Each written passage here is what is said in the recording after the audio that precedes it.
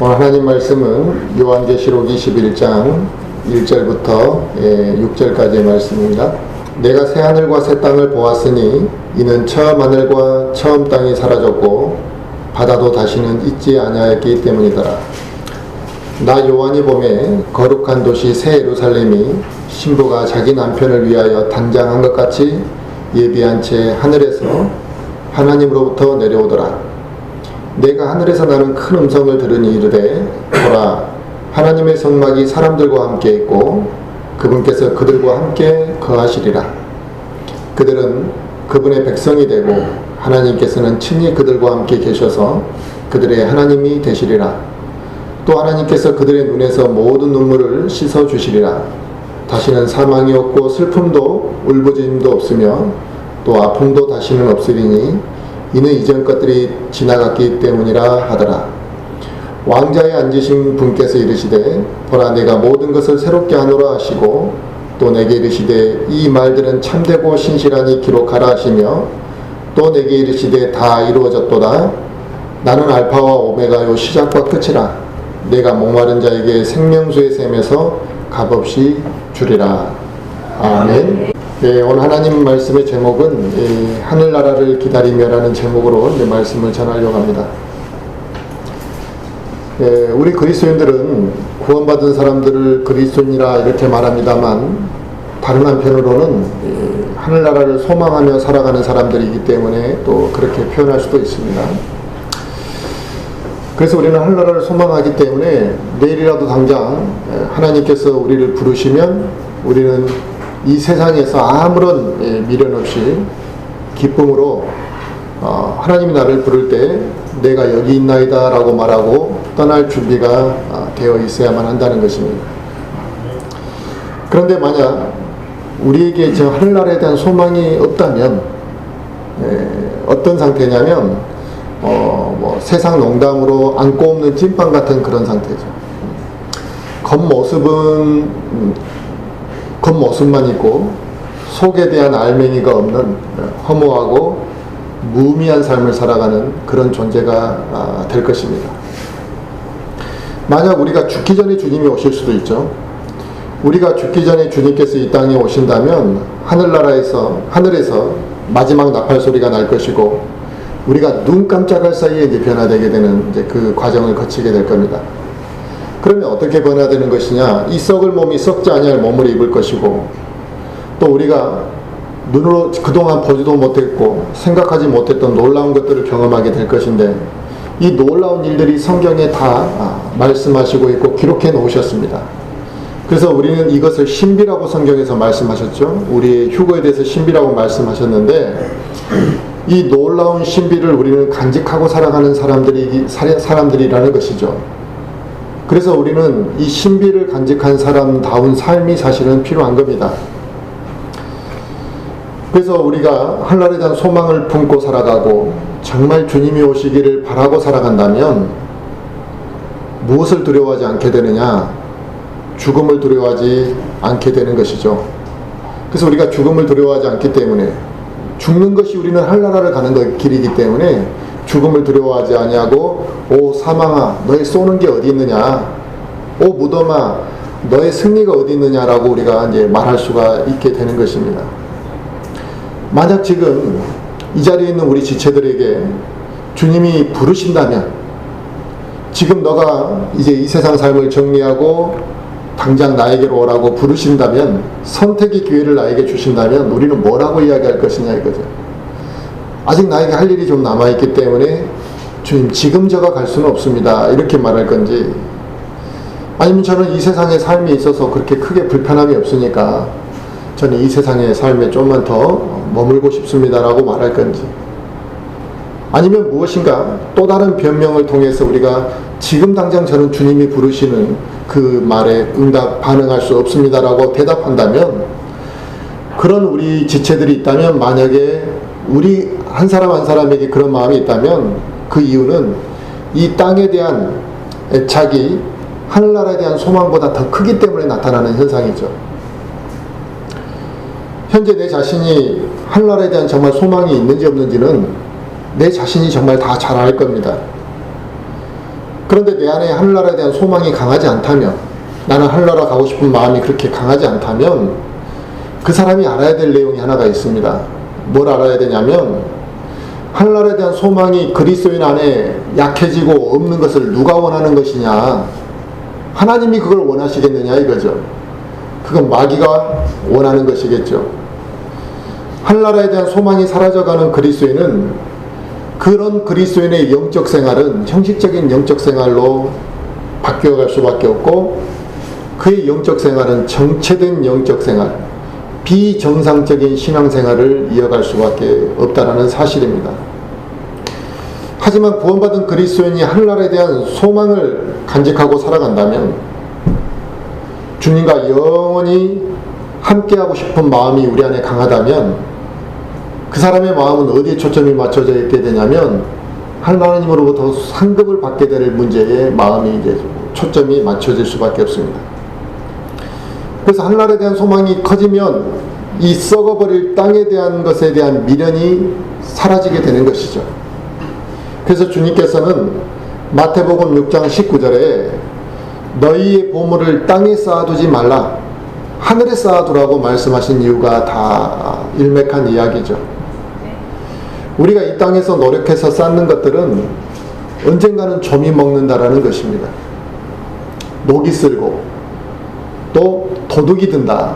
그러니까 내가 갖고 막 붙잡고 있는데 내가 원하지도 않았는데 빼앗기거나 잃어버리는 일들이 발생할 수 있다는 것이죠. 하지만 하늘나라에 쌓아두는 것들은 어느 누구도 훔쳐가지도 못하고 좀먹지도 않고 녹슬지도 않고 보관될 거라는 것을 쌓여 있을 거라는 걸 말씀하시고 있습니다. 우리가 이 땅에 노력하는 모든 것들이 언젠가는 다 한순간에 사라질 수 있다는 것을 말씀하시는 것이죠.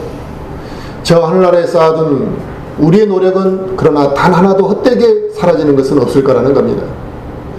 영원히 우리와 함께 하게 될 것이죠. 그런데 우리가 저 하늘나라에 쌓는 것에 대해서는 관심이 없다 이거죠. 이 땅에 얻을 것에 대한 관심이 우리에게 너무 강하고, 이 세상을 위해서만 살아가는 그러한 그리스도인들을 성경에서 어리석다 말씀하시고 있는 것입니다.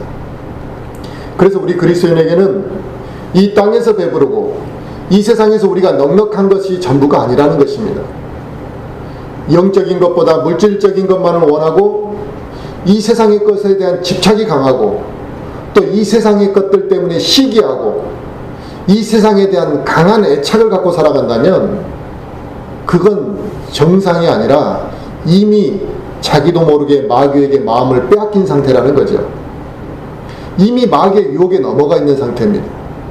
그런 상태에서는 아무리 자기가 무엇인가를 해보려 해도 영적으로 바로 서기가 어렵죠. 우리 인류 역사는 이 산업혁명이라는 엄청난 사건을 통해서 큰 변화를 겪게 됩니다. 세상이 완전히 뒤바뀌게 된 거죠. 급속도로 발전했고, 이 산업혁명이라는 것은 인류의 삶을 바꿨을 뿐만 아니라 인간의 사상을 바꿔버렸습니다. 그래서 인간에게 엄청난 영향을 끼쳤기 때문에 가치관의 변화들이 이 산업혁명을 통해서 이제 나타나게 되죠. 그러니까 산업혁명이라는 것은 단순히 인간의 노동력으로 하던 그런 일을 노동력으로 하던 시대에서 이제는 에너지를 사용하고 기계를 사용해 가지고 엄청난 그 혁명을 일으켜버린 거죠. 그래서 지금 우리가 살고 있는 이 시대는 그 산업혁명을 통한 비롯돼서 나타난 결과물이죠. 그래서 이 산업혁명은 이 세상에 물질적인 풍요를 가져왔습니다. 그런데 이제는 생명공학과 전자공학, 우주공학이라는 이런 새로운 흐름과 또 새로운 지식과 학문으로 인류를 변화시켜 나가는 그런 과정에 있습니다. 4차 혁명이라 이렇게 말하기도 하죠. 이제 우리가 살고 있는 이 시대는 사람을 복제할 수 있는 수준까지 왔습니다. 그리고 인간의 생명도 원하면 어느 정도까지는 연장할 수 있는 그러한 시대에 왔죠. 그래서 사람들은 영원히 살 수 있을 거라는 희망을 가지고 있고, 이제 인간은 더 오래 살 수 있을 거라는 믿음과 확신 때문에 사람들은 점점점 하나님에 대해서 기대하지도 아니하고 하나님을 거부하고 살아갑니다. 이제는 사람들이 먹고 살기 편해졌고 인간의 능력이 굉장히 광대해졌다고 생각하기 때문에 성경에 대한 기록도 이제는 폄하하고 믿지 않으려고 하는 상황이 된 거죠. 그런 이 세상의 영향 때문에 이 시대의 그리스도인들도 그와 같은 영향을 같이 받아가고 세상에 물들어가게 되면 그들에게서 믿음을 찾아볼 수가 있겠느냐 이겁니다. 이 시대의 그리스도인들의 믿음이 연약해져 가고 믿음을 찾아보기 어려워지는 것들은 바로 그 시대의 흐름과 영향을 물들어 버렸기 때문에 그렇습니다. 그런 그리스도인들은 당연히 그리스도인이 품어야 될 그 신비의 소망, 하늘나라에 대한 소망을 가지고 살아가지 않는다라는 것입니다. 그래서 수많은 그리스도인들 안에, 이 시대 그리스도인들 안에 그들 안에 하늘에 대한 소망을 찾아보기가 어려운 시대가 되어버렸습니다. 그러나 우리 그리스도인들은 이 세상의 발전이 우리에게 영원한 행복을 줄 수 있다라는 것, 또 우리의 수명을 늘릴 수 있다라는 것, 이런 거에 기대할 필요가 없습니다. 우리 인간의 수명이 늘어난다 할지라도 우리의 수명을 무한정으로 늘릴 수는 없습니다. 인위적인 우리 생명의 연장은 행복이 아니라 오히려 저주가 될 수도 있습니다. 하나님께서는 우리가 이 세상에 우리가 이곳에 영원히 살게 될 것이라는 말씀을 하신 적도 없습니다. 오히려 이 세상에 대해서 정의를 내려놓으셨는데 이 세상은 불타고 사라져버릴 것이다. 그렇게 말씀하셨으면 우리는 그렇게 믿는 거죠. 그래서 베드로는 베드로후서 3장 10절에 그날의 하늘들이 큰 소리와 함께 사라지고 원소들이 뜨거운 열에 녹으며 땅과 그 안에 있는 일들이 다 태워질 것이라고 그랬습니다. 그러니까 이 세상에 그 어떠한 것도 흔적도 남지 않게 될 거라는 거죠. 심지어 원소들조차도. 이런 일이 있고 난 후에는 완벽한 새 땅과 새 하늘이 주어질 것이라는 것을 오늘 성경 본문이 말씀하시고 있습니다. 그러므로 지금 우리가 살고 있는 이 세상은 우리 그리스도인들이 안식을 누릴 수 있는, 참 안식을 누릴 수 있는 곳이 아니라, 그리고 이 세상은 우리가 영원히 살게 될 지상 낙원도 아니라는 것을 우리는 알 수 있습니다. 이제 앞으로는 이 세상의 모든 나라들이 자기 나라의 국익과 또 사람들의 그 요구와 갈망을 앞세워서 생명공학을 더 발전시키고 유전공학이나 전자공학을 더 많은 발전을 시킬 겁니다. 그것뿐만 아니라 새로운 지식과 신기술이 이 시대에 막 나타날 것이고 과거의 2차 산업혁명보다 더한 산업혁명이 반드시 일어나겠죠. 그래서 그와 같은 산업혁명이 일어날 때 획기적인 변화들이 일어날 것이고 그 획기적인 변화는 우리 삶을 완전히 또 차원을 바꿔놓을 것입니다. 그렇게 되면 또 거기에 걸맞는 새로운 사상이 형성되겠죠. 그 새로운 사상을 통한 교육과 그 사회 문화가 사람들의 삶의 가치관을 바꿔놓을 텐데 결국에는 그게 비정상적인, 비신앙적인 상태를 만들어 놓을 거라는 것입니다. 그렇게 되면 이제 복음을 전하기는 지금보다 앞으로가 더 어려워질 거라는 걸 우리는 예상할 수 있습니다. 이 세상의 과학과 기술의 발전이 타락한 인간의 수명을 어느 정도 늘리고 연장시킬 수는 있겠지만 인간의 수명을 늘리는 것이 반드시 인간에게 행복으로 이어진다라는 그런 장담을 할 수 있는 사람은 아무도 없습니다. 왜냐하면 과학기술이 아무리 발달했다 할지라도 인간의 모든 질병을 다 정복할 수 있는 건 아니기 때문에 그렇습니다. 우리의 수명을 50년 늘렸다 할지라도 우리가 살면서 겪는 문제를 해결할 수는 없습니다. 우리가 살면서 겪는 갈등과 고민까지 해결되는 것은 아니기 때문에 수명이 연장됐다 그래서 우리가 다 행복해지는 건 아니라는 것이죠. 우리가 이 사회에 살아가는 동안에 매 순간 정신적인 스트레스를 받고 살아가잖아요. 얼마나 많은 문제를 우리가 안고 살아갑니까? 그걸 피할 수가 없습니다. 이 세상에 마귀와 사탄이 사라지지 않는 한 우리에게 절대적인 행복과 절대적인 참 안식은 절대로 주어질 수가 없습니다. 또 그뿐만 아니라 우리가 죄성을 가지고 태어났기 때문에 이 죄된 몸을 가지고 살아가는 이 순간에 이 죄된 몸을 가지고 육신의 생명이 더 연장된다 할지라도 우리는 또 다른 문제를 유발시킬 거라는 겁니다. 그래서 이 세상은 인간의 수명이 연장되면 더 좋아지는 게 아니라 더 타락하게 될 거라는 것을 알 수 있는 거죠. 우리 그리스도인들은 세상이 발전하고 또 세계 인류가 하나가 되는 것들을 기뻐할 일이 아닙니다. 더 획기적인 기술이 나타날 때마다 우리는 그와 같은 흐름과 문화에 그냥 휩쓸려 갈 것이 아니라 그러한 일이 급속도로 빨라지게 되면 주님 오실 날이 멀지 않았다라는 것을 우리는 인식했어야만 한다는 것입니다. 주님이 다시 오실 그날이 가까워지는 징조 중에 하나가 그와 같은 문명의 발달, 과학기술의 발달이 될 겁니다. 이 세상에 구원받지 않는 사람들을 보면 그런 말을 합니다. 자기가 좋아하는 사람이 이 세상에서 죽고 나면 그 사람에 대해서 뭐라고 이야기하냐면 죽고 나면 좋은 데 갔을 거라. 다 좋은 데 갔을 거라고 믿습니다. 아무리 그 사람이 악한 사람이라 할지라도 우리 아버지가 죽은 거에 대해서 그렇게 미워할, 증오할 마음만 없다면 아마 편안한 곳에 가서 쉴 거라고 그렇게 다들 말을 하죠. 그 말로 서로 위로하고 위안을 삼습니다. 그런데 사람이 죽어서 좋은 곳으로 가고 편안한 곳으로 갈 것이라고 믿는다면 우리는 이 땅에서 더 오래 살고 싶어하고 연연해야 할 이유가 없죠. 그렇게 좋은 곳으로 간다는데 뭐 하려고 이곳에 더 살려고 하느냐 이거죠.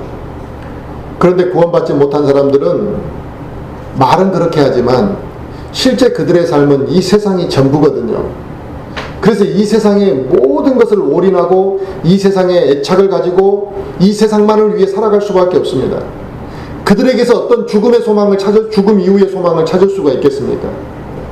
그들 안에는 그와 같은 소망이, 우리가 가지고 있는 소망이 없기 때문에 그들은 죽음 앞에 불안해한다는 것입니다.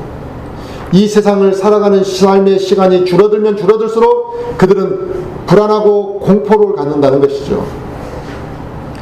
그러나 우리 그리스도인들에게는 저 하늘나라에 대한 소망을 주셨기 때문에 그 소망이 우리 안에 넘쳐흐르고 간절하다면 심지어 이 땅에서 겪게 되는 슬픔과 이 땅에서 겪는 고난까지도 인내할 수 있는 힘이 우리에게 생긴다는 것입니다. 그래서 당연히 죽음도 두려워하지 않는 삶을 살아가는 것이죠.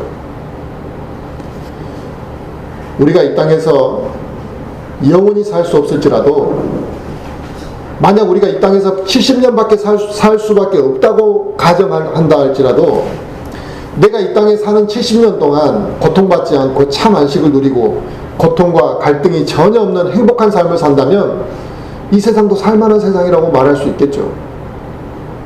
그러나 이 세상의 삶이라는 것은 우리가 살아봐서 알지만 얼마나 메마른 사막과 같은 세상이냐 이거죠.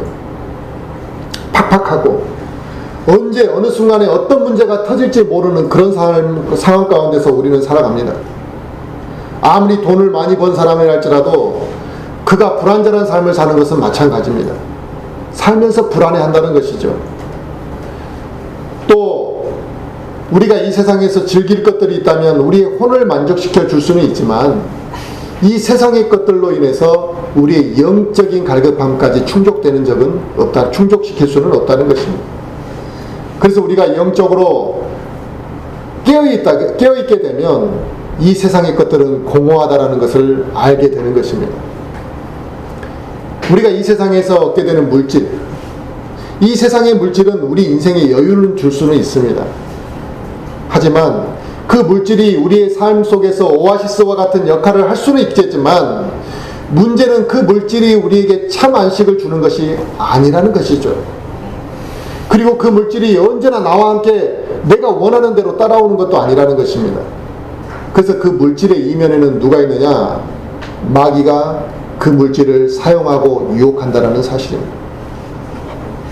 그래서 마귀는 이 물질을 통해서 이 세상의 모든 사람들을 자신의 노예로, 우선은 물질의 노예로 만들었지만 그 물질의 노예로 만들어서 그 사람들을 자신의 종으로 만들어버렸다는 것입니다. 그래서 지금은 어느 누구도 돈과 물질을 벌기 위해서 일하지 않으면 이 세상에서 정상적으로 살아갈 수 없는 그런 세상이 되어버렸습니다. 또 심지어 그뿐만이 아니죠. 더 많이 갖기 위한 욕심 때문에 우리는 매 순간 치열하게 경쟁하고 또 그게 없으면 불안해한다는 것입니다. 그래서 인간은 물질을 매번 벌고는 있지만 그 물질을 통해서 안식을 누리고 싶고 편안함을 누리고 싶어서 물질을 벌지만 오히려 참 안식을 누리지 못하고 매 순간 우리는 공고한 삶을 살아갈 수밖에 없다는 것입니다. 우리는 행복해지고 싶어 하는 거죠. 그런데 우리는 행복을 말하지만 사실 우리의 인생의 시간을 쭉 보면 태어나서부터 죽을 때까지 행복을 추구하는 것이 아니라 경쟁을 추구하며 살아간다는 것입니다. 우리는 매번 경쟁하는데 어떻게 행복해질 수가 있겠습니까? 남들보다 더 성공해야 된다는 것, 남들보다 더 많이 벌어야 된다는 것, 남들보다 더 앞서기 위해서 우리는 경쟁할 수밖에 없는 거죠. 어려서부터 대학을 졸업하는 그 순간까지 순위가 매겨지는 거잖아요. 너는 1등, 너는 100등, 너는 200등이라는 순위가 매겨지기 때문에 더 높은 순위를 얻기 위해서 노력하는 것이 젊은 시절의 최대 목적이 되어버렸습니다. 그뿐만 아니라 학교를 졸업함과 동시에 이제는 직장이라는 관문을 통과해야 되는 상황이 되면 또 직장을 들어가기 위해서 경쟁을 하는 거죠. 몇 년 동안 경쟁합니다. 그래서 남들과 경쟁하며 살아남아야 되고 그 노력을 통해 입사를 했다 할지라도 또 다른 경쟁이 우리를 기다리고 있다는 것입니다. 이제는 남들보다 더 좋은 조건의 직장을 가야 되고 남들보다 더 좋은 조건에서 내가 결혼을 해야 되겠고 또 결혼을 하고 나서 보니까 이제는 내가 낳은 아이를 키우면서 자기가 낳은 아이, 내 자식이 다른 집안 아이보다 경쟁에서 지는 것을 싫어한다는 것입니다. 또 내 자식이 경쟁에서 또 살아남도록 하기 위해서 많은 시간을 쓰고 돈을 사용하면서 우리는 이렇게 인생을 계속 보내고 왔다는 것입니다. 과연 우리가 이게 행복한 삶을 추구하는 삶이냐? 정말 우리의 근무 시간이 짧아지면 우리가 다 행복해지는 것이냐? 이러한 것들은 행복이 이 세상의 것들로 지속될 수가 없고 이 세상의 우리가 물질을 본다 그래서 우리의 삶의 모든 문제가 해결되는 것은 아니라는 것을 분명히 알려주고 있습니다. 이처럼 우리는 태어나서부터 죽는 그 순간까지 경쟁하면서 경쟁으로 내몰리고 매 순간 우리를 경쟁하면서 모든 것들을 시간을 쓰고 에너지를 사용합니다.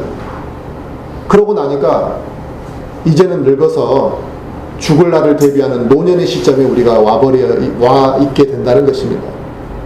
정말 정신없이 살았다는 거죠. 근데 그 시간들을 경쟁을 위해서 다 사용했습니다.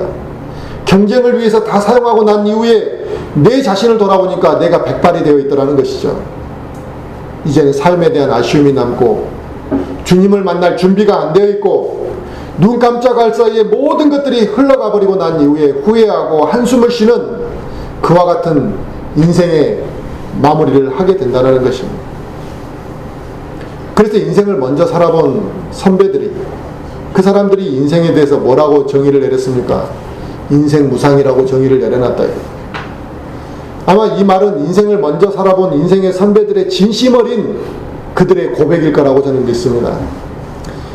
이것이 바로 이 땅에서 우리가 살아가는 삶의 현실이라는 것을 너무나 잘 알려주고 있습니다. 그러나 구원받은 우리 그리스도인들이 영원히 살게 될 저 하늘나라는 경쟁하는 그런 나라가 아니다. 굶주림을 걱정하지 않아도 되고 목마름도 우리에게 없고 또 뜨거운 태양으로 인해 우리가 고생하지 않아도 되고 정치적으로나 환경적으로나 물질적으로나 완벽한 곳이라는 것이죠. 그래서 우리가 하늘나라를 갔을 때 하나님께서 우리가 이 세상 삶 가운데서 고생하고 힘들게 살았던 그 모든 우리의 눈에서 고통과 그런 눈물을 흘리는 것들을 다 닦아주시고 위로해 주실 거라는 것입니다. 우리의 눈물을 닦아주신다라는 이 본문의 말씀은 단순히 우리를 위로해 주신다 이런 의미가 아니라 우리의 나쁜 기억과 우리가 이 세상을 살면서 겪었던 수많은 고통까지도 다 사라지게 하고 깨끗이 치유해 주실 것을 말씀하시는 겁니다. 그러므로 우리가 소망하는 그곳은 더 이상 슬픔이 없습니다. 완전한 곳이기 때문에 더 이상 울부짖음도 없다는 거죠. 아픔이 없기 때문에 고통 가운데서 힘들어하는 사람을 찾아볼 수도 없습니다. 언젠가 이 땅에 대한 심판이 끝나고 나면 알파와 오메가이신 시작과 끝이신 하나님께서 과거의 모든 것들을 한순간에 다 사라지게 하시고 완전하게 새로운 것들을 창조하시겠다는 것입니다. 우리가 꿈꾸는 것보다 더 완벽한, 더 완전한 세상을 우리는 경험하게 될 것입니다. 그때가 되면 이제 시간이라는 개념이 우리에게 필요 없습니다. 왜냐하면 영혼이라는 시간은 시간을 필요로 하지 않습니다. 그것은 죄가 없습니다. 그것은 0.01%의 먼지나 오염도 없는 곳이고 원망과 미움이 싹틀 수 없는 곳이고 범죄가 없고 죄악이 없기 때문에 후회가 없다 이겁니다. 그곳에서는 오직 기쁨과 평안과 안식만이 지속되는 그와 같은 곳이 될 거라는 것입니다. 그러므로 우리가 이 세상에 살아가면서 하늘나라를 소망하면 날마다 지는 십자가가 필요한 거죠. 내가 하늘나라를 소망하기 때문에 그 십자가를 지는 것을 마다하지 않는 것이죠. 그래서 우리가 날마다 지는 그 십자가는 의미 있고 값진 것입니다. 우리가 십자가를 지고 살아가면서 겪게 되는 고통이 있을 수 있고 십자가를 지고 살아가는 동안에 어려움이 있을 수 있지만 하나님께서 그 모든 걸 다 알고 계신다는 것입니다. 그래서 우리가 주님을 다시 만났을 때 주님께서는 우리의 수고를 칭찬해 주시고 또 내가 상급받아야 될 게 있으면 상급을 주실 것이고 내가 주님을 만났을 때 저 하늘나라에 가서 주님을 만나는 그 순간에 내 안에 벅찬 감동 속에서 내가 주님을 만났을 때 눈물을 흘리게 되면 그 눈물을 주님이 닦아주시는 그와 같은 일들이 있을 거라는 거죠. 언제부터서인가 뉴스에는 매일같이 자살하는 사람들의 이야기가 끊이지 않게 이어지고 있습니다. 어떤 특별한 장소에서 투신하는 사람들도 있고 또 여러 가지 방법들로 자신의 삶을 포기하고 목숨을 끊는 사람들도 있습니다. 그렇다면 그들은 왜 극단적인 선택을 하는 것이냐 이거죠. 아마도 이 세상에서 그들은 삶의 목적과 희망을 잃어버렸기 때문에 자살이라는 극단적인 선택을 하겠죠. 하지만 우리 그리스도인들은 이 세상에서 실패하고 설령 이 세상에서 희망을 잃어버렸더라 할지라도 자살을 선택하지는 않는다는 것입니다. 왜냐하면 이 세상이 아무리 힘들고 어렵다 할지라도 하늘나라에 대한 소망이 내 안에 있기 때문에 그렇습니다. 내 안에 하늘나라에 대한 소망이 있다면 우리는 고통을 참을 수 있는 거죠. 힘들어도 낙심하지 않는 것이고 힘들수록 주님이 오실 그날을 더 강력하게 우리는 소망하게 되는 것입니다. 그리고 하나님께서는 우리들이 하늘나라에서 영원한 안식을 가지게 될 그날까지 이 세상에서 승리하는 삶을 살 수 있도록 하나님께서는 또 인도하셨습니다. 그게 무엇이냐? 성령님을 우리에게 보내서 성령님을 통해 이 세상 삶 가운데 승리하는 삶을 살도록 하셨다는 것입니다. 그러므로 우리가 성령님의 인도함을 받느냐 안 받느냐는 매우 중요한 문제가 됩니다. 성령님의 인도함을 받게 되면 우리는 위로를 받게 될 것이고 또 성령님이 우리와 함께 하시면 언제나 우리를 도우시기 때문에 우리가 이 세상 삶 가운데서 승리하는 삶을 살아가게 된다는 것입니다. 그런데 하늘나라를 소망하는 우리 그리스도인들에게 짚고 넘어가야 할 중요한 한 가지가 있습니다. 그게 뭐냐? 하늘나라에 대한 소망이 단순히 무엇 때문에 하늘나라를 가려고 하느냐 이거죠. 그냥 가고 싶진 않은데 하나님이 구원받은 사람들은 다 그리 와야 된다고 하니까 내가 하늘나라를 가야 되는 거 아니냐? 이렇게 생각하는 사람도 있을 수 있겠죠. 이 하늘나라에 가고자 하는 이유가 이 세상 삶이 너무너무 지긋지긋하고 지금 내 삶이 너무나 고통스러우니까 나 하늘나라로 빨리 좀 피신하고 싶어서 하늘나라를 가려고 하는 사람도 있을 겁니다. 아니면 우리를 창조하신 그 하나님을 만나기 위해서 가고자 하는 사람도 있겠죠. 또 어떤 경우는 이 세상에서 적응하지 못하고 또 부적응자로서 이 세상을 떠나고 싶어하는 사람도 있을 겁니다. 그리스도인 가운데서도. 물론 하늘나라를 가고 싶어하는 그 소망이 그 사람 안에서 여러 가지 이유가 복합적으로 나타날 수는 있습니다. 하지만 은연중에 저 하늘나라에서 하나님을 만나는 것에 대해서는 관심이 없고 그저 이 세상에서 고통만 벗어나기 위해서 내가 하늘나라를 가고자 하는 것은 그건 진정한 하늘나라에 대한 소망이 아닙니다. 그런 소망은 세상 삶이 좋아지면 또 하늘나라에 대한 소망이 내 안에서 사라져버리게 되겠죠. 하지만 우리가 하늘나라에 대한 소망을 가져야 되는 것은 단순히 이 세상에서의 고통과 또 눈물에서부터 피하고 싶어서 하늘나라를 가고자 하는 것이 아니라 전능하신 하나님, 이 세상을 창조하시고 구원자가 되신 하나님, 그분과 함께하고 그분의 영광 가운데서 거하고자 하는 마음이 반드시 있어야만 합니다.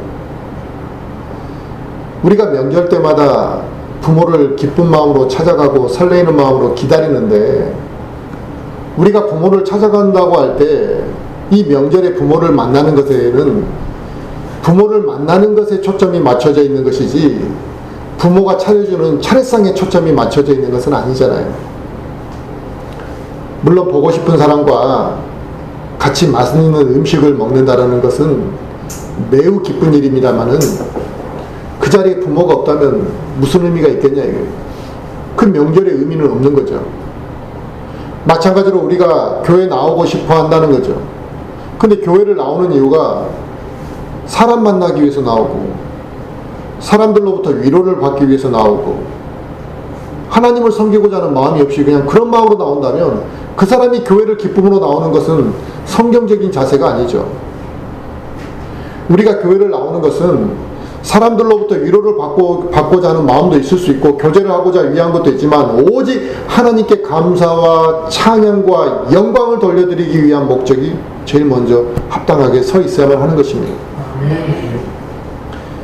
그렇게 하나님의 말씀이 선포되어질 때, 그렇게 우리가 경배드릴 때 하나님의 말씀이 선포되어질 때 내 안에서 말씀이 살아 역사하게 되는 것이고 그 말씀이 나를 변화시켜 주는 것이고 또 그 말씀을 우리가 하나님 앞에 합당한 자세로 나왔을 때 말씀을 들을 준비가 되어 있기 때문에 그 말씀이 나를 변화시켜 주시기를 바라는 마음으로 나오게 되는 것입니다.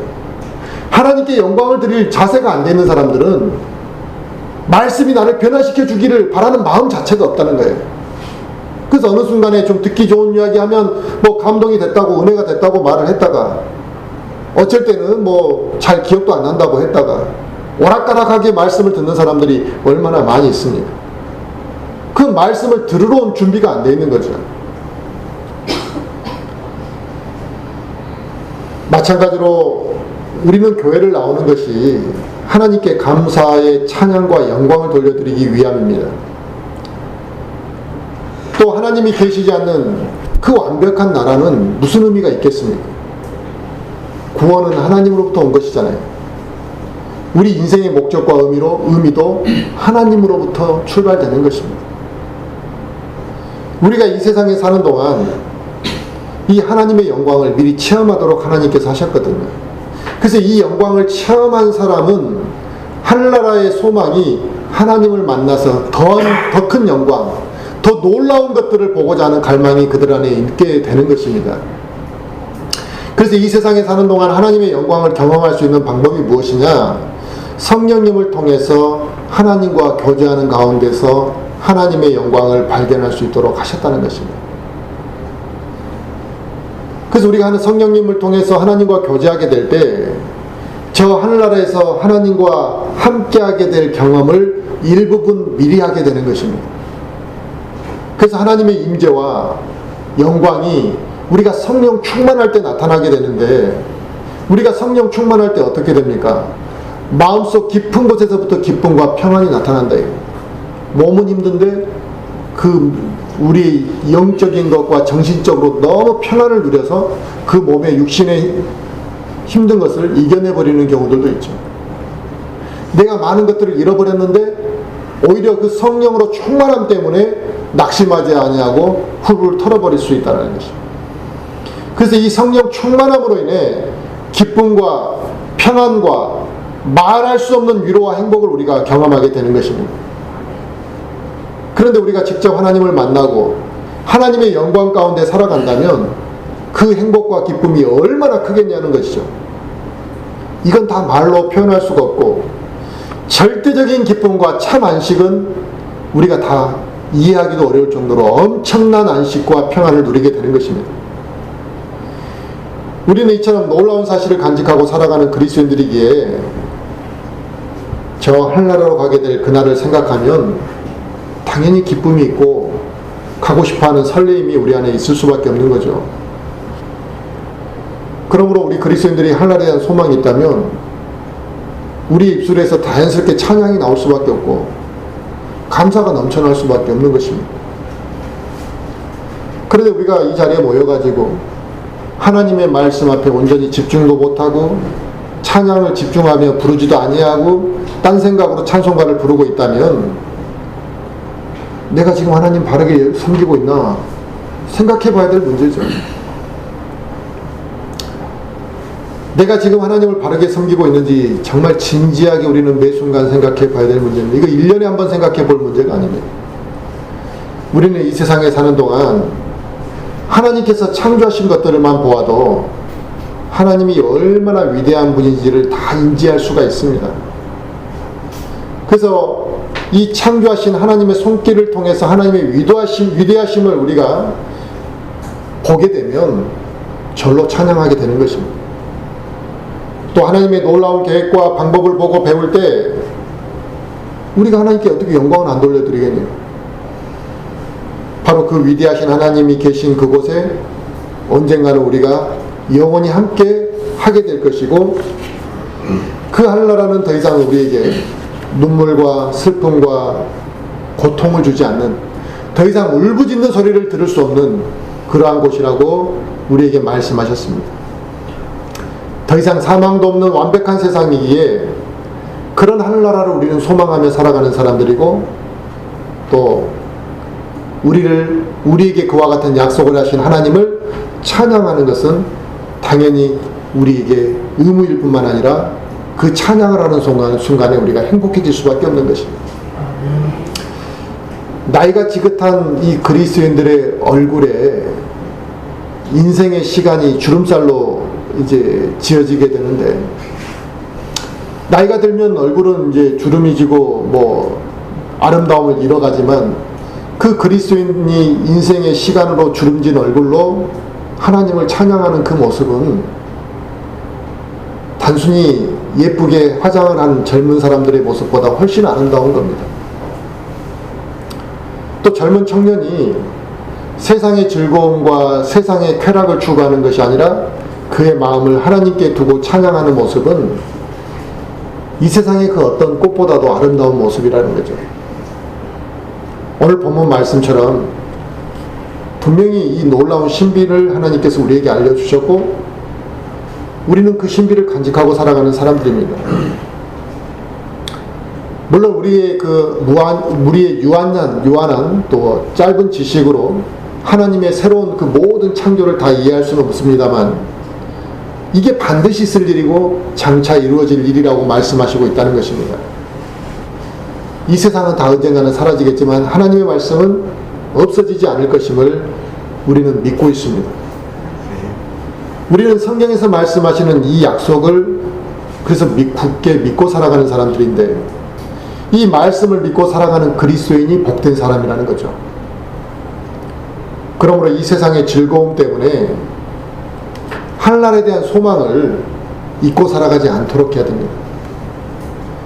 반대로 이 세상에서 겪게 되는 어려움 때문에 낙심하고 근심해서 또 하나님의 소망을, 하늘나라에 대한 소망을 잊지 않도록 해야 된다는 것입니다.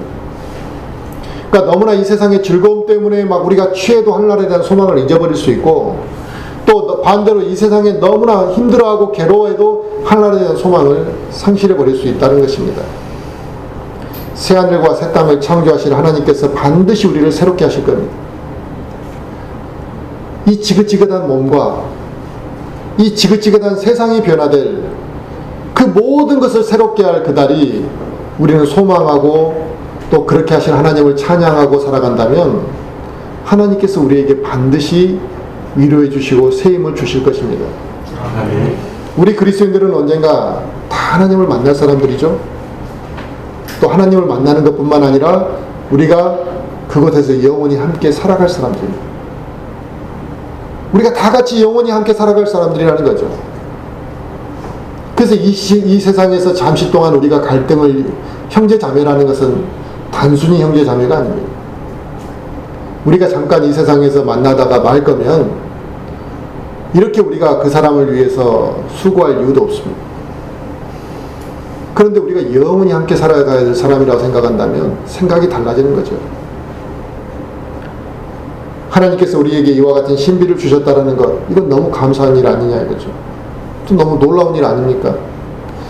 우리는 이 세상의 즐거움이나 그래서 이 세상의 또 반대로 고민 때문에 하늘나라에 대한 소망이 우리 안에서 이렇게 작아지지 않도록 해야 된다는 것입니다. 우리 모두가 그날을 소망하며 살아간다면 하나님께서 반드시 우리에게 복된 것들을 복을 더해 주실 것이고 우리의 삶이 이 땅에서 복된 삶이 될 것이라는 것을 확신을 가지셨으면 좋겠습니다.